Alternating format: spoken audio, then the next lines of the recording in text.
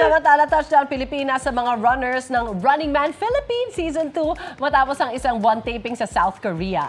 Sinalubong ng kani-kanyang mga pamilya at kaibigan ang runners na sina Mikael Daes, Angel Guardian, Lexi Gonzalez, Kokoy De Santos, Buboy Villar at Miguel Tan Felix sa airport. Yun at silang lahat. Samantala si Glyza De Castro naman nagpaiwan sa Korea kasama ang husband niya si David Rainey. Sarap! Kwento ng runners, hindi raw nila malilimutan ang kanilang South Korea experience lalo na sa gitna ng winter season. Si Lexi nagkaroon pa ng slight finger injury. Dapat daw abangan ang mas challenging missions nila sa bagong season ng Running Man. Saya-saya. Grabe.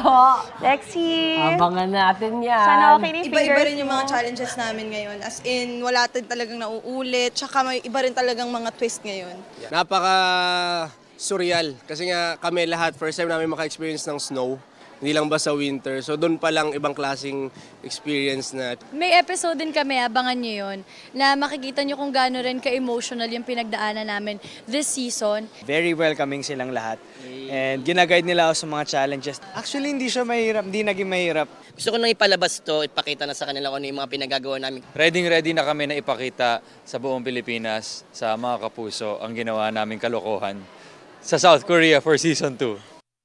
Exciting! Mga kapuso, para una ka sa mga balita, mag-subscribe sa GMA Integrated News sa YouTube. Sa mga kapuso abroad, subaybayan niyo po kami sa GMA Pinoy TV at sa www.gmanews.tv.